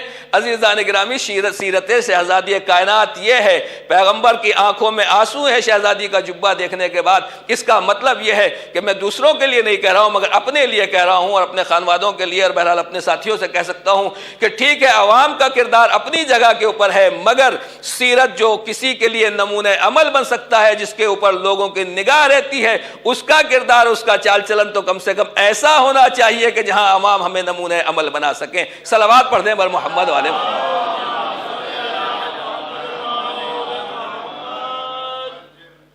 یہ ماحول ہے آج کا۔ مارکیٹنگ کے زمانے میں آ جائیے آپ، شہزادی کو کس بازار میں ٹہلتے ہوئے دیکھا آپ نے، اور اب تو بازار ہمارے گھروں تک آ گیا ہے۔ اللہ سلامت رکھے ایمیزون والوں کو، ان کو مشکلات کو لیڈیز کی حل کر دیا۔ ایک خاتون سے کہا تم یہ گناہ کرتی ہو، وہ گناہ کرتی ہو، جہنم میں جاؤ گی۔ کہا ارے کیسے ہو سکتا ہے، جہنم میں جائیں، کہاں جائیں گے، خالی یہ بتائیے کہ وہاں مارکیٹ ہوگی یا نہیں ہوگی۔ اگر ہے تو کوئی بات نہیں، ہم وہاں بھی جا سکتے ہیں۔ آج کا ماحول، آج کا کلچر یہ ہو گیا ہے۔ نہیں عزیزان گرامی، سیرت شہزادی کائنات یہی ہے کہ ہمیں شرعی حدود میں اپنی عظمت، اپنی فضیلت، اپنے اقدار، اپنی ویلوز، اپنے جو کچھ بھی ہے، اپنے مرتبے، ہر اعتبار سے اس کا خیال رکھتے ہوئے پھر ان تمام چیزوں کو، اس سادگی کو اپنانا ہے جو واقعاً شہزادی جس کی طرف ہمیں بلا رہی ہے۔ بس میں آپ کی خاموشی کو دیکھ رہا ہوں، ایک سلوات کا سہارا دے دیں تاکہ زحمت کو مختصر کریں۔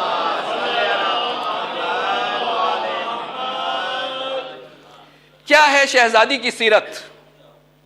جو کچھ بھی ہم بیان کر پاتے ہیں اور جو کچھ بھی آپ سن لیتے ہیں۔ شہزادی کی سیرت علم کے بارے میں کیا ہے؟ ہم یہی سوچتے ہیں کہ واقعاً علم کے میدان میں سب کام مردوں نے کیا ہے، اور ایک بہت مشہور حدیث ہے، اس حدیث کی مکمل تفسیر بہرحال کم ہوتی ہے، اور وہ یہ ہے کہ انا مدینۃ العلم وعلی بابھا۔ پیغمبر نے فرمایا کہ میں علم کا شہر ہوں، میں حکمت کا شہر ہوں، اور علی اس کا دروازہ ہے۔ پھر کیا ہے حدیث کی تفسیر؟ کہ جسے پیغمبر کی خدمت میں آنا ہے اسے مولا کائنات کے پاس 2 مرتبہ آنا پڑے گا، ایک مرتبہ شہر کے اندر داخل ہوتے وقت اور ایک مرتبہ شہر سے باہر نکلتے وقت۔ لہذا مولا کائنات کی محبت اور وہ تمام چیزیں اپنی جگہ کے اوپر ہیں، لیکن میں اتنا کہنا چاہتا ہوں کہ حدیث کو تھوڑا اور آگے بھی بڑھا لیا جائے کہ انا مدینۃ العلم وعلی بابھا۔ یہ جتنے بھی آپ دروازے دیکھ رہے ہیں، کوئی بھی گیٹ مجھے ایسا دکھائیے کہ جو گیٹ دیوار سے تو لگا ہوا ہو مگر کوئی سہارے کے بغیر ہو، چوکھٹ کے بغیر ہو۔ توجہ کر رہے ہیں نا؟ ہے کوئی دروازہ ایسا؟ اگر کوئی لگا دیا کسی نے تو کہیں گے ارے یہ کیسے دروازہ لگا دیا آپ نے، کیسے گیٹ لگا دیا جس کی چوکھٹ نہیں ہے۔ بس عزیزان گرامی، میں اتنا ہی کہنا چاہتا ہوں کہ پیغمبر شہر علم ہے، حضرت علی علیہ السلام جو ہیں وہ باب مدینۃ العلم ہے، شہر کا دروازہ ہیں، مگر پیغمبر سے مولا کائنات کو جو وصل کرنے والی سلسلہ ہے، جو چوکھٹ ہے، جو عظمت ہے، جو ان دونوں کو ربط دینے والی ذات گرامی ہے، وہ کون ہے؟ وہ شخصیت کون ہے؟ یا الفاظ بدل کے یہ کہہ دوں کہ جب گھر میں بیٹھے ہوئے ہیں مولا کائنات تو گھر کا دروازہ آخری وقت میں کس نے کھولا؟ شہزادی فضہ کو بھیج سکتی تھی، شہزادی دوسرے لوگوں کو بھیج سکتی ہے، مگر دروازہ خود کیوں کھول رہی ہے؟ اس لیے کہ باب مدینۃ العلم کو مدینۃ العلم سے جوڑنے والی شخصیت کا نام ہے شہزادی کائنات۔ بی بی دروازہ کھول کے بتا رہی ہیں کہ جس کو علی کے پاس آنا ہے پہلے زہرا کے سامنے آنا پڑے گا، پہلے فاطمہ سے کے سامنے آنا پڑے گا، یعنی میرے پاس آنا پڑے گا، اور جب واپس آئیں گے تو پھر میرے پاس آنا پڑے گا۔ تو اس کا مطلب یہ ہے کہ دوست آ رہا ہے تو شہزادی کی دعائیں لے کر جا رہا ہے، دشمن آ رہا ہے تو مقابلے میں سینہ سپر بنی ہوئی ہے فاطمہ۔ صلوات پڑھنے پر محمد والے۔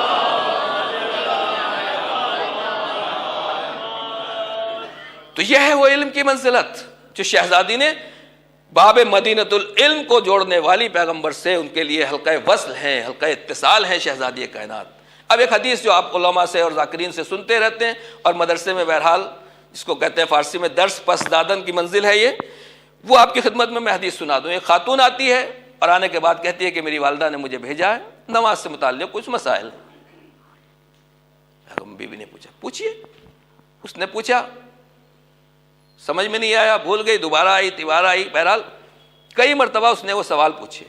پھر آخر میں شرما کے کہنے لگی، کیا بتاؤں، معاف کیجیے گا، میں نے آپ کو بڑی تکلیف دی، جیسا ہم لوگ اخلاقاً کہتے ہیں۔ بس یہاں سے عزیزان گرامی بات سمجھ میں آتی ہے شہزادی نے کیا جواب دیا۔ شہزادی نے جواب دیا، اس میں کیا تکلیف ہے؟ اگر آپ سے کہا جائے کہ یہ گلاس اوپر تک پہنچا دیے، آپ کو 1,00,000 روپے ملیں گے، تو کیا آپ کو تکلیف ہوگی؟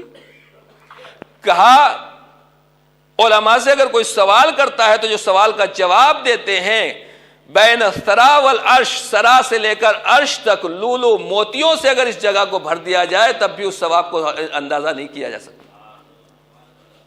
پہلی بات تو یہ ہے کہ اس نے سوال کیا۔ قرآن کہتا ہے فَاسْأَلُوا أَهْلَ الذِّكْرِ إِن كُنتُمْ لَا تَعْلَمُونَ، اگر تمہیں پتہ نہیں ہے تو تم اہل ذکر سے، جاننے والوں سے پوچھ لو۔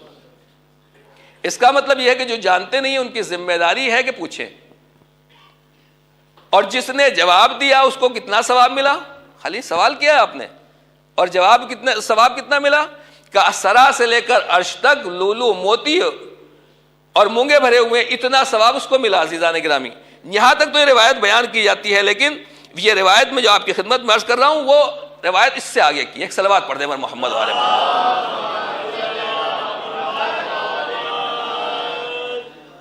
شہزادی کہتے ہیں کہ تمہارے لیے یہ عجیب ہے، لیکن سنو میرے بابا نے فرمایا، پیغمبر کی حدیث شہزادی فرما رہی ہیں کہ ہمارے شیعہ، میں صرف عربی کو چھوڑ رہا ہوں اور صرف اردو آپ کے سامنے خلاصہ پیش کر رہا ہوں. شہزادی کہتی ہیں یہ روایت ہے امام زکی عسکری، امام حسن عسکری علیہ الصلوۃ والسلام سے. منیت المرید میں بھی مل جائے گی آپ کو، خصال میں بھی مل جائے گی، اور اعلام الہدایہ کی 3 جلد جو شہزادی سے متعلق ہے اس کے آخر میں یہ روایت ہے، اسی سے میں آپ کی خدمت میں پیش کر رہا ہوں. شہزادی فرماتی ہیں کہ ہمارے شیعہ علماء جب روز قیامت محشور کیے جائیں گے تو انہیں خلع کرامات، کرامتوں کے جبے، خلعتیں پیش کی جائیں گی. روز قیامت علماء کو کرامت کے حلے پیش کیے جائیں گے. کتنے ہوں گے توجہ کیجیے گا ذرا گرامی. جتنا بھی انہوں نے علوم حاصل کیا ہے، جتنی بھی انہوں نے کوشش کی ہے راہ خدا میں، راہ دین میں، یہ ان کو سوٹ پیش کیے جائیں گے. جب خلعت اور لبادے وغیرہ کہا جاتے ہیں تو بچے سمجھ نہیں پاتے.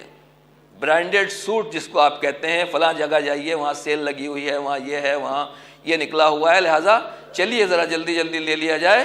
تو برانڈیڈ سوٹ دنیا والے، ان کی ویلو یہ ہے. جنت والوں کی معاملہ کیا ہے؟ تو اب شہزادی کہتے ہیں کہ ان کو خلے اور جتنی بھی انہوں نے کوشش کی جائے گی یہاں تک ان کو پیش کیا جائے گا. اور جب یہاں پیش کیا جائے گا تو پھر اس کے بعد شہزادی کہتی ہیں کہ حتی یخلع، یہاں تک کہ ایک ایک آدمی کو، ایک ایک عالم کو 10 لاکھ خلطیں، 10 لاکھ سوٹ دیے جائیں گے. سوٹ مل گئے، لے کے گھر چلے جائیں گے. یہ جو شال اڑائی جاتی ہے آج کے زمانے میں، آپ دیکھتے ہیں نا بڑے بڑے فنکشنوں میں قیمتی شالیں اڑائی جاتی ہیں. شہزادی کہتی ہیں کہ پھر جب ان کو خلطیں دے دی جائیں گی تو ان سے کہا جائے گا کہ جو ان کے شاگرد ہیں وہ حاضر ہوں. ذرا ایک صلوات کا سہارا دے دیں تو بات عرض کرو.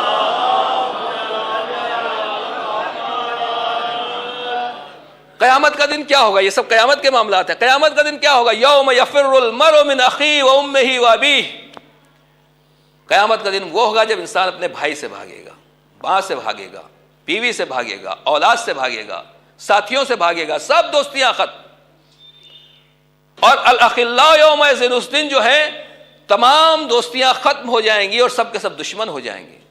آج تو نہ جانے دنیا میں کتنے دوست، دنیا میں ہم دشمن ہو جاتے ہیں، لیکن اگر دنیا میں دوستی باقی بھی رہ جائے گی آخر میں باقی رہنے والی نہیں ہے. آخرت میں یہی دوست دشمن ہو جائیں گے. الا المتقین، مگر صرف متقی ہوں گے جن کی دوستی باقی رہے گی. توجہ کیجیے گا، روز قیامت کیا ہے؟ ایک دوسرے سے لوگ بھاگیں گے، لیکن روز قیامت متقین وہ ہیں جو ایک جگہ رہیں گے. صرف متقین کے جگہ جمع ہونے کی بات نہیں. اب سنیے کہ طالب علم کا معیار کیا ہے، عالم دین کی فضیلت کیا ہے. جہاں لوگ بھاگ رہے ہوں گے، فرار کر رہے ہوں گے، وہاں عالم جو ہے وہ شال اڑائے گا. کس کو اڑائے گا؟ اپنے طالب علم کو. کہا جائے گا جو ان کے اسٹوڈنٹ ہیں، طالب علم ہیں، وہ آئیں. جتنا علم حاصل کیا ہے انہوں نے اس سے، اتنا ہی اپنے استاد کو پہلے یہ شال پیش کریں.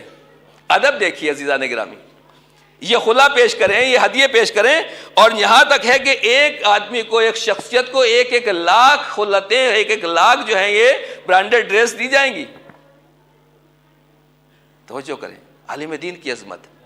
اور پھر آواز آئے گی، منادی ندا دینے والا ندا دے گا کہ کہاں ہیں ہمارے یتیموں کی کفالت کرنے والے، اور کہاں ہیں ہمارے بچوں کو پالنے والے. کہا کون ہیں یہ بچوں کے پالنے والے؟ کہا جب امام غائب ہو گئے تھے کوئی ان کی ہدایت کرنے والا نہیں تھا. جن علماء نے ان لوگوں کو پالا ہے یہ یتیمان آل محمد ہیں. یہ علماء ان آل محمد کے یتیموں کی پرورش کرنے والے ہیں. پھر روایت کہتی ہے، شہزادی فرماتی ہے کہ پیغمبر نے فرمایا اس کے بعد اتنی خلطیں دی جائیں گی کہ ان خلطوں کا سلسلہ ختم ہو جائے گا. اور پھر ان سے کہا جائے گا کہ تم اپنے طالب علموں کو دو، اور پھر جو ان کے طالب علم ہوں گے وہ ان کی خدمت میں پیش کی جائیں گی. اسی طریقے سے خلطوں کا سلسلہ چلتا رہے گا، سوٹ پیش کرتے کیے جاتے رہیں گے. یہ کیا ہے؟ یہ دنیا کے برانڈڈ سوٹ نہیں ہے، یہ آخرت کے برانڈڈ سوٹ ہے. کس کو ملیں گے؟ جو عالم دین ہے اور بچوں کی تربیت کرنے والا ہے. اب اچھا، اس کا جو اصل ریٹ ہے وہ کیا ہے؟ ایک صلوات پڑھ دیں محمد والے. آل محمد کے بچوں کو پالنے والوں کو یہ جو سوٹ دیے جا رہے ہیں اس کا ریٹ کیا ہے؟ کس لیول کا ہے؟ یہ شہزادی کے الفاظ ہیں، پیغمبر نے فرمایا ہے وقالت فاطمہ یا امت اللہ. شہزادی نے کہا اے کنیز خدا، اس سوٹ کا، اس ڈریس کا ایک دھاگا، ایک تار، ایک دھاگا اس کی قیمت کیا ہے؟ جس کے اوپر بھی سورج کی روشنی پڑتی ہے 10 لاکھ مرتبہ، جہاں جہاں سورج کی روشنی پڑتی ہے ان تمام چیزوں سے زیادہ اس کے ایک دھاگے کی قدر و قیمت ہے۔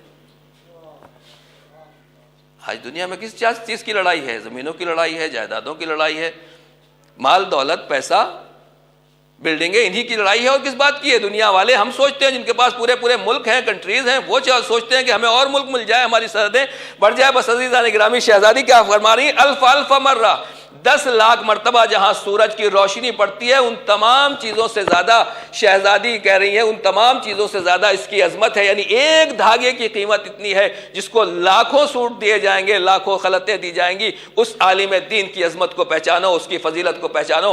بس میں اتنا ہی کہنا چاہ رہا ہوں کہ ہم نے جو کچھ بھی خدمت کی ہے، دنیا والے طالب علم کی عظمت کو سمجھیں یا نہ سمجھیں، لیکن دنیا والے عالم دین کی عظمت کو سمجھیں یا نہ سمجھیں، مگر شہزادی نے بتایا کہ اگر کوئی بچوں کو پرورش کر رہا ہے تو آل محمد کے یتیموں کو پال رہا ہے، اور آل محمد کے یتیموں کو پالنے والا وہ ہے۔ جنت میں جانے سے پہلے جہاں لوگ بھاگتے ہوئے نظر آئیں گے، وہاں ایک دوسرے کو شال پہناتے ہوئے نظر آئیں گے۔ صلوات پڑھیں بر محمد والے۔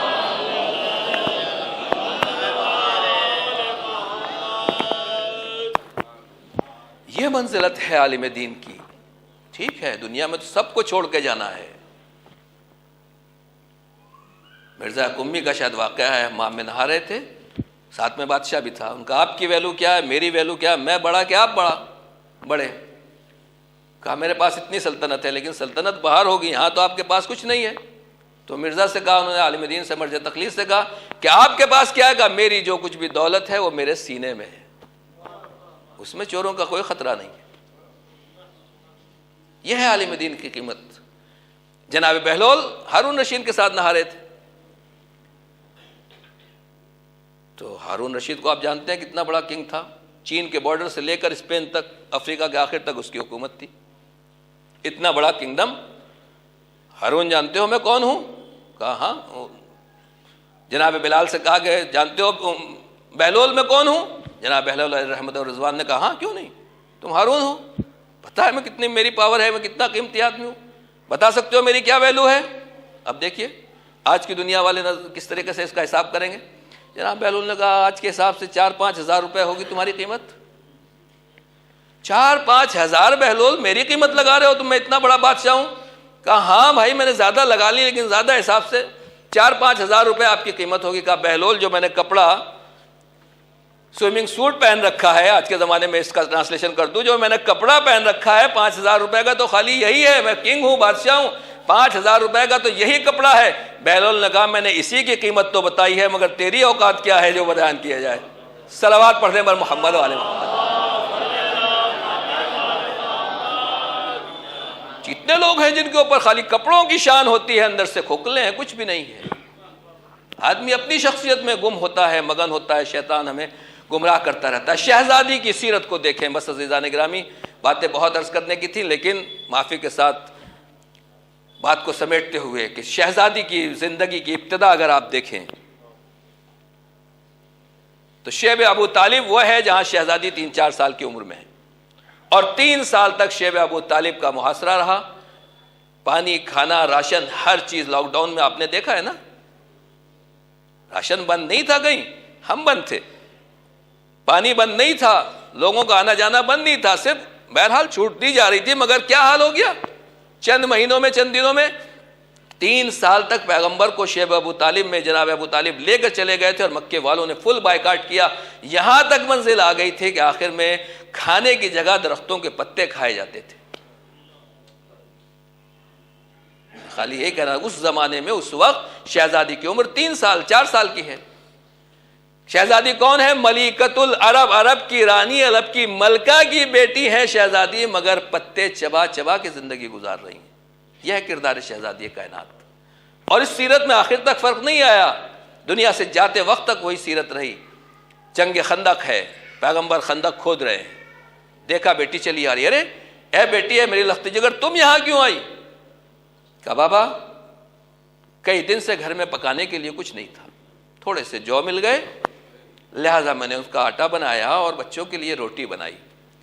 جب روٹی بچوں کے سامنے گرم گرم رکھی اور بچوں نے کھانا شروع کی تو دل میں خیال پیدا ہوا کہیں معلوم نہیں بابا نے کھانا کھایا ہے یا نہیں کھایا، لہٰذا اپنا پیٹ کاٹ کر، اپنا بچوں کا پیٹ کاٹ کے میں یہ روٹی آپ کے لیے لے کر آئی ہوں۔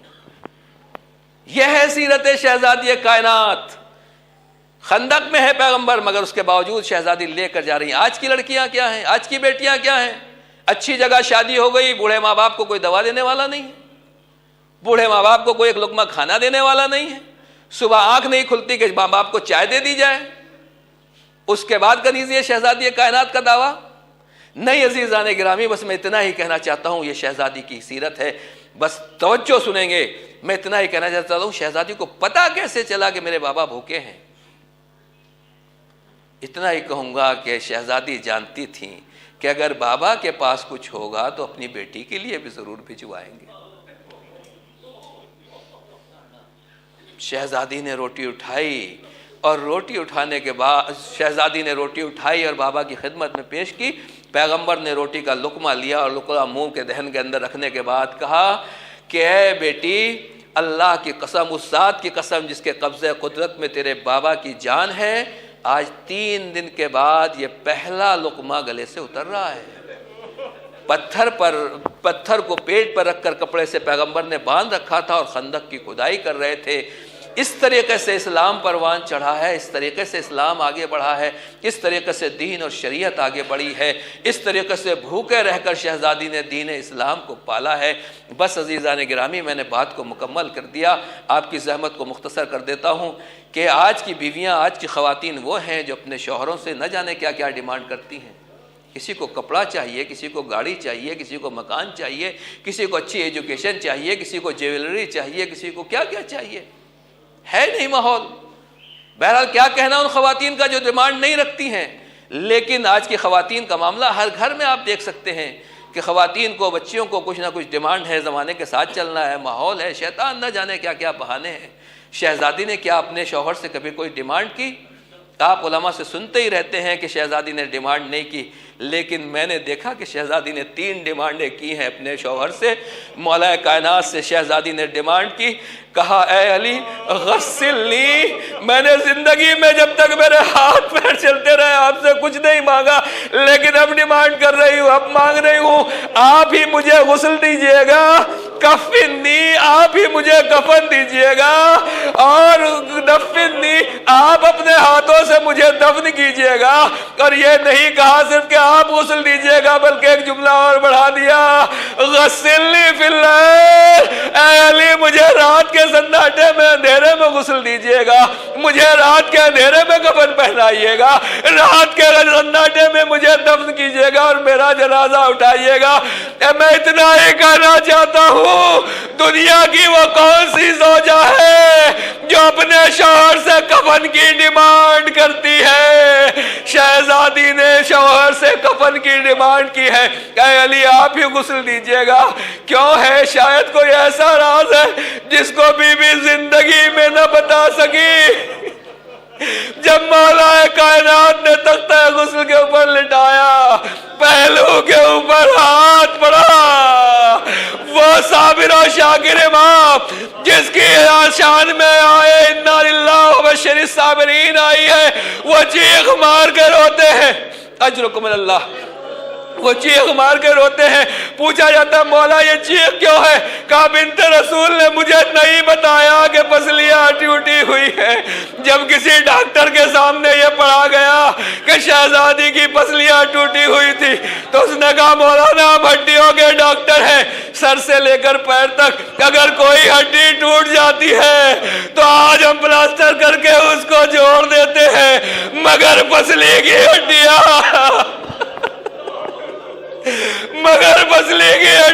وہ ہوتی ہے جس کو آج کی میڈیکل سائنس بھی نہیں جوڑ سکتی۔ ہاں شہزادی اس غم کو لے کے دنیا سے جا رہی ہے، اسی لیے کہا ہے علی مجھے غسل دیجئے گا، تو رات کے سناٹے میں کہہ سکتی تھی غسل رات کو دیجئے گا مگر کفن دن میں پہنچ پہنائیے گا، لیکن کفن بھی رات میں پہنانے کے لیے کہا شاید وجہ یہ ہو کہ بدن کے اوپر جو نیل کے داغ ہیں صابر و شاکر علی سے نہ دیکھے جائیں گے۔ دفن کیجئے گا۔ علی نے شہزادی کا جنازہ قبر میں اتارا، آواز دی یا رسول اللہ لقد استرجعت الامانہ واخذت الرہینہ، یا رسول اللہ جو امانت دی گئی تھی وہ واپس ہو گئی، میں اتنا ہی کہوں گا امانت کو اسی طریقے سے واپس کیا جاتا ہے، لیکن یا رسول اللہ جب فاطمہ کا ہاتھ علی کے ہاتھ میں دیا تھا تو پہلو شکستہ نہیں تھا، رخساروں کے اوپر نشان نہیں تھے، کمر جھکی ہوئی نہیں تھی۔ ہاں زادارو مولا کائنات نے ایک عجیب جملہ کہا، یا رسول اللہ آپ اپنی بیٹی سے حال پوچھ لیجئے گا، استخبر حال، لیکن یا رسول اللہ یہ فاطمہ گئی ہے، یہ ایسی شرم و حیا کی پورت ہے کہ مجھ سے بھی اپنی مشکلات نہ بتائی، ارے شوہر کے سامنے بیوی کے اوپر ہاتھ اٹھایا جائے، بیوی کو تکلیف دی جائے، یہ کتنے غیرت اور حمیت کی بات ہے۔ اسی لیے مولا نے کہا یا رسول اللہ فاطمہ نے اپنا درد مجھ سے بھی نہیں بتایا، یہ آپ کو بھی نہیں بتائیں گی، استغفر الحال، اس سے ان سے حال پوچھ لیجئے گا۔ میں اتنا ہی کہوں گا آزادارو، شہزادی کی قبر برابر کر دی گئی، مولا کائنات کے لیے اس سے بڑا غم اور کیا ہو سکتا ہے؟ ارے جو شریک حیات تھی قبر کا نشان بھی مٹا دیا گیا، علی قبر پر بھی بظاہر نہیں آ سکتے ہیں، اپنے غم کو لیے بیٹھے ہوئے ہیں۔ دنیا میں علی کی مددگار چلی گئی، بچوں کی ماں چلی گئی، کوئی علی سے پوچھے، یہی کہا یا رسول اللہ اگر میں نے آپ کا غم برداشت نہ کیا ہوتا تو فاطمہ کا بنت رسول کا غم برداشت کرنا میرے لیے مشکل تھا۔ اللہ لعنت اللہ علی القوم الظالمین۔ پروردگار اس مختصر سی بات قبول فرما لے، ہمارے ناسوں کو رومال جناب سیدہ میں جگہ عنایت فرما۔ پروردگار بانی مدرسہ، مربی مربیات ملت، ان کے درجات بلند ہیں، پروردگار ان کی مغفرت اور درجات میں مزید بلندی عطا فرما۔ جو مشن انہوں نے ہمارے سامنے رکھا ہے پروردگار ہم سب ان کے شاگرد ہیں، اور واقعاً بہت بڑی ذمہ داری قوم کے حوالے کی ہے۔ پروردگار اس مشن کو آگے بڑھانے کی ہمیں قوت، توفیق اور تائید اور عزم و حوصلہ عنایت فرما۔ جو کچھ بھی خدمات جاری ہیں پروردگار انہیں شرف قبولیت عنایت فرما۔ رب کریم تیری بارگاہ میں تسبیح دعا ہے، رب پروردگار علماء اعلام مراجع کرام کا سایہ ہمارے سروں پر قائم و دائم رکھنا۔ رب کریم خاص طور سے رہبر انقلاب آیت اللہ خامنہ مرجع بزرگوار آیت اللہ سیستانی کو طول عمر، صحت کاملہ، نفوذ کلمہ عطا فرما، اور دوسرے ہمارے اساتذہ جو آج اس دنیا میں نہیں ہیں ان کے اوپر بھی اپنی رحمت کاملہ نازل فرما۔ جو شہدائے راہ خدا ہیں جنہوں نے واقعاً اپنے خون سے اس دین اور اس مذہب کو سینچ کر ہم تک پہنچایا، پروردگار ان کے درجات کو بھی بلند فرما۔ جو بے روزگار ہیں انہیں بابرکت اور حلال روزگار عطا فرما۔ جو برسر روزگار ہیں ان کو خمس و زکوٰۃ، خیرات و عطیات کی توفیق عنایت فرما۔ پروردگار جو بیمار ہیں شفاء کامل و عاجل عطا فرما دے۔